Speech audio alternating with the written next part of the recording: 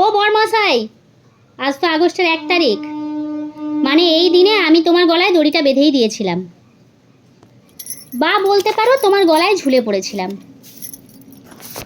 সে যাই হোক, happy anniversary. বিয়ের পর আমি কিছু কথা শুনেছি বটে। কেউ বলে লোকটার প্রচুর টাকা রে, বিশাল সম্পত্তি।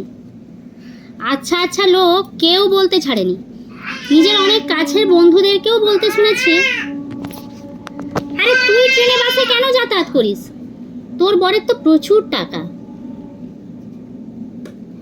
আপাত দৃষ্টিতে আমাদের সমাজটা ঠিক করে দেয় আমাদের যে কোনো কাজের কারণ। সত্যি কথা বলতে কারোর কাছেই আজ কোনো কিছুর প্রমাণ করার নেই। যেটা আমার সমাজ জানে না সেটাই আসি। আমি তোমায় ভালোবাসি। যেদিন আমাদের দুজনেরই পায়ের তলার মাটি ছিল আলগা, একসাথে লড়াই শুরু করেছিলাম বাঁচার। তখন এই অভাগীর হাতটা তুমিই ধরে বলেছিলে, চিন্তা কিসের, আমি তো আছি। আর সত্যি সত্যি আর 5 জনের মতো কথাটা তুমি বলনি, কথাটা রেখেও ছিলে। আর জার্নিটাও শুরু করেছিলাম দুজনে। দেখতে দেখতে আজ 2 বছরের বিবাহিত জীবন অতিক্রম করা।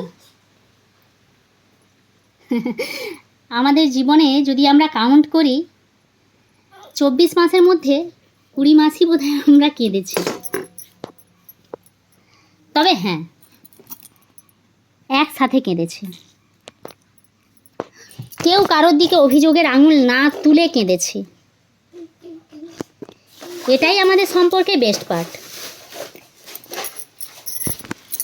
আমার জন্য স্বর্গ আনতে বলিনি, দুজনে একসাথে স্বর্গ তৈরি করার চেষ্টায় প্রতিনিয়ত লড়েছি।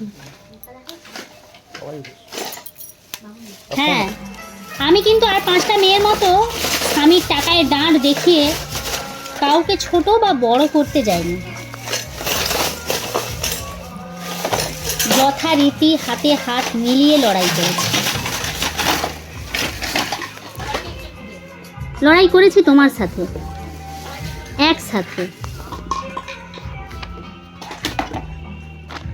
আর দিনের শেষে বলেছি, চিন্তা কি, আমি তো ভালো আছি।